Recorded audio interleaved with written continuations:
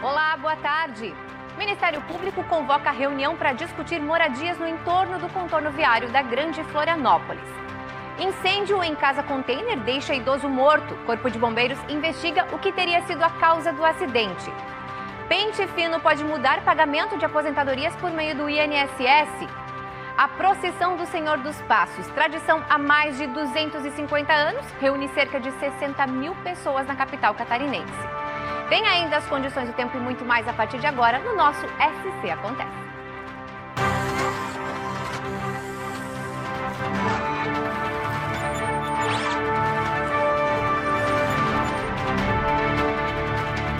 Olá, muito boa tarde para você. Que bom estar de volta depois de alguns dias descansando. E olha, eu já venho com informações importantes para os moradores aqui da região da Grande Florianópolis. O provável crescimento populacional na região lá do contorno viário preocupa as autoridades. E na manhã desta terça-feira, uma reunião entre o Ministério Público Estadual e representantes das cidades da Grande Florianópolis debateu questões que vai morar aí por conta de quem vai morar perto da nova estrutura de rodovias. Depois de 12 anos de atraso, a entrega do contorno viário da Grande Florianópolis está cada vez mais próxima. Com inauguração prevista para julho deste ano, a obra agora gera novas preocupações: a ocupação do entorno da nova via.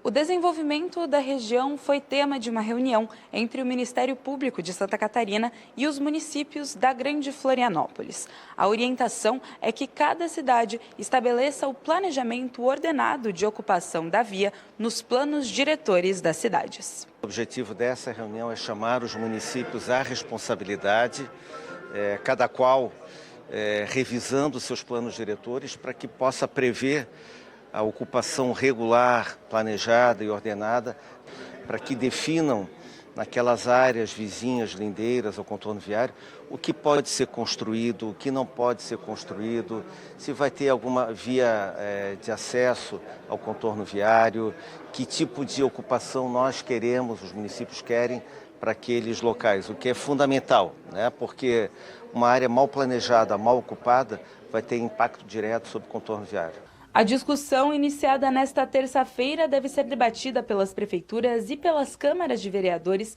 das cidades de Governador Celso Ramos, Biguaçu, São José e Palhoça. A ocupação do contorno viário no município de São José, que é um dos principais municípios onde passa a alça de contorno, ela é uma preocupação que já vem de longa data, que é uma área maravilhosa do nosso município, que abrange área rural, área urbana, então é necessário que a gente tenha planos de ocupação e o município de São José está pensando na frente para que a gente contenha e ocupe aquela forma da melhor maneira possível.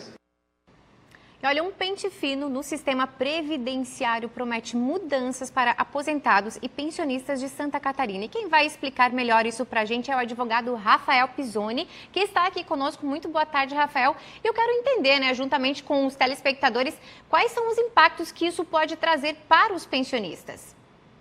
Boa tarde, tudo bem? Primeiramente, obrigado por esse espaço, por falar com essa audiência maravilhosa. O que acontece? Todos os anos o INSS anuncia que vai ser feito um pente fino, ou seja, benefícios por incapacidade serão revistos. Quais são esses benefícios? É o auxílio-doença, aposentadoria por invalidez, BPC-LOAS.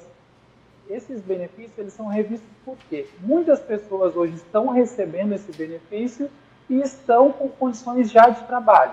Então, a Previdência Social, ela faz essa análise, ela vai analisar quem são essas pessoas que estão recebendo benefício, vai solicitar através de uma carta, o INSS envia uma carta através do correio por imóvel que está cadastrado junto ao INSS, chamando essa pessoa para passar novamente pela perícia. Então, é importante que as pessoas elas tenham a sua documentação atualizadas, seus documentos atualizados médicos, ou seja, laudos, atestados novos, para que quando o INSS chamar essas pessoas, elas possam estar já com toda a documentação pronta.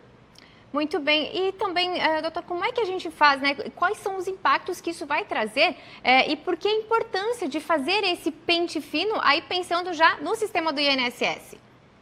Claro, o INSS prevê que vai economizar 10 bilhões de reais ao longo desse período, tá? Ou seja, desses próximos 12 meses, Economia essa que vai poder ajudar novas pessoas que hoje têm seu benefício negado. Por que hoje o INSS nega tantos benefícios?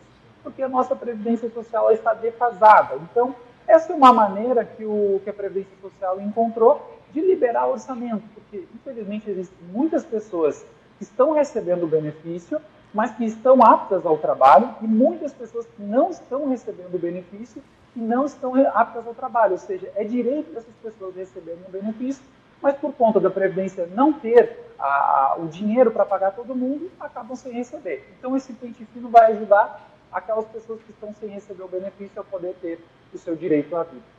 Muito bem, muito obrigada, então, advogado Rafael Pisoni, pelas explicações. Com certeza uma economia bem significativa aí para o sistema. Uma boa tarde. Obrigado, tchau.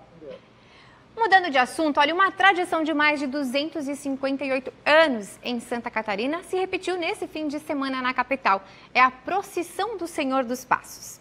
A maior e mais antiga manifestação religiosa de Santa Catarina teve como ponto alto o encontro das imagens do Senhor Jesus dos Passos e a Nossa Senhora das Dores, em frente à Catedral Metropolitana de Florianópolis. A procissão teve origem em 1766 e acontece tradicionalmente 15 dias antes da Páscoa.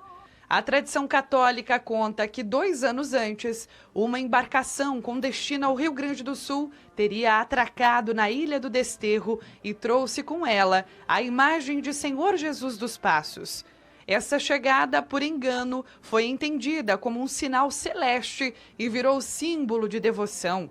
Hoje, a procissão do Senhor dos Passos é patrimônio cultural e imaterial do Brasil e de Santa Catarina.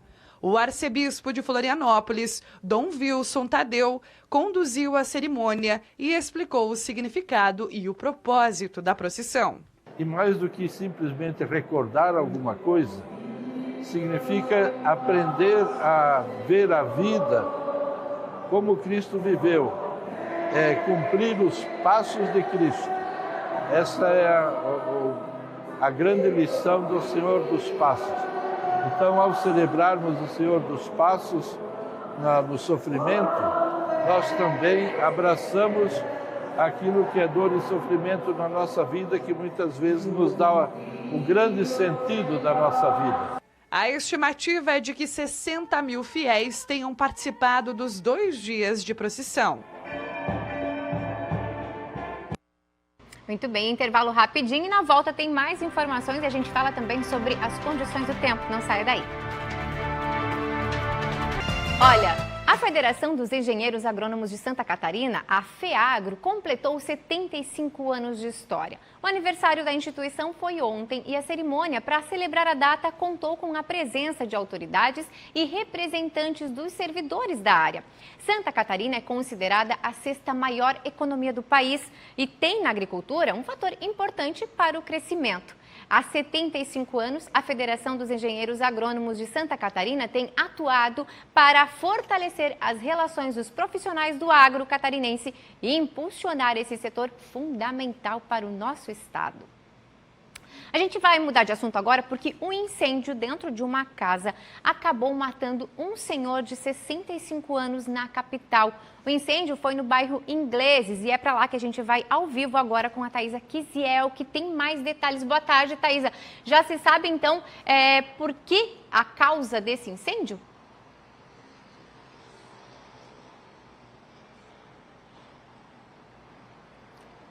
Thaisa não nos ouve? Oi, Grazi, muito boa tarde para você e também para todos os nossos telespectadores aqui no SC Acontece.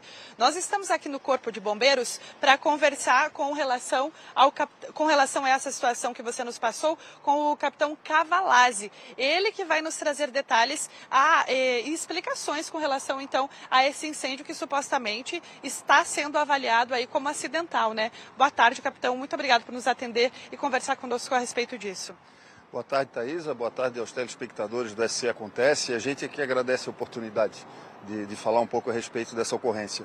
Foi uma ocorrência que aconteceu ontem, domingo, no começo da tarde. As guarnições de Florianópolis foram acionadas por conta de um incêndio em um container no bairro dos Ingleses. Foram deslocados para lá o caminhão da Barra da Lagoa, Canasvieiras, que é a OBM mais próxima, e Trindade, né? As primeiras informações davam conta de uma vítima no interior desse container que não tinha conseguido sair e, infelizmente, chegando ao local, né, após o combate, as guarnições então confirmaram essa notícia e encontraram então o cadáver de uma pessoa lá no interior. Até nós estávamos falando com relação à identificação desse corpo, a identificação dessa pessoa, porque o que temos agora até então apurado pela polícia e também pelo Corpo de Bombeiros são relatos de moradores por lá, porque de fato o corpo estava carbonizado e até então nenhum documento foi encontrado e ainda continua com relação à polícia científica a identificação da pessoa, né, capitão? Sem dúvida nenhuma. Porque o estado que o corpo se encontrava, né, de carbonização era tal que nem o sexo dava para saber se era homem, se era mulher. É claro que a gente faz um levantamento preliminar de informações, as pessoas que estão lá deram conta de quem era, né, mas a identificação oficial e final vai ficar por conta do IGP. E com relação ainda também ao acidente, ele estaria cozinhando, não conseguiu sair do local e foi encontrado inclusive próximo à janela do imóvel. Exatamente. Eu nem sei se dá para dizer que era um imóvel, porque na realidade era um container sobreposto ao outro, que foi dividido em duas partes e uma dessas partes foi transformada, digamos, numa kitnet, né? E as informações iniciais lá, e que a gente pôde apurar também, é que essa pessoa cozinhava do lado de fora do container, um local onde tinha um deck de pinos tratado, né, que estava todo na frente do container, que justamente era o único local por onde ele poderia sair, pela frente. Então, uma vez o deck incendiado, a gente acredita que isso prendeu ele lá dentro. Perfeito, muito obrigada, capitão, então, pelas informações. Infelizmente, esse é o assunto pautado, né? Mas parabéns pelo trabalho de vocês. E continua, então, a investigação com relação à identificação da pessoa por meio da polícia científica, mas pelos relatos da comunidade já sabe-se quem é a vítima. Grazi.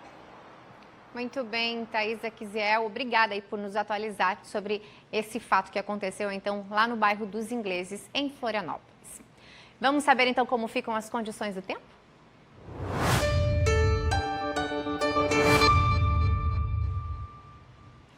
A semana já começa mostrando que o calor continua, inclusive com alerta da Defesa Civil.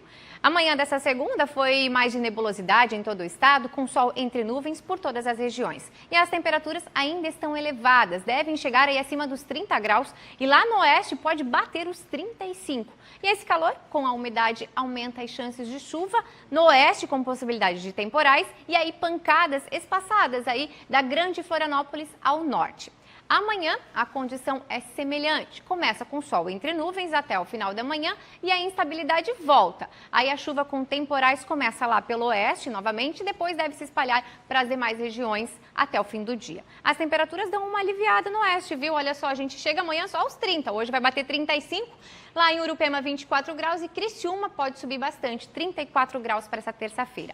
Em Florianópolis, a gente também vai ter temperaturas amenas, com máxima de 29, Joinville 32 e Blumenau 34 graus, com condição aí de pancadas de chuva para essas cidades também. E a semana deve ser assim, com mais nuvens e chuva em todas as regiões, inclusive com chances de temporais. É só lá por sexta-feira que as temperaturas devem dar uma amenizada. E até lá, a gente traz mais informações para vocês.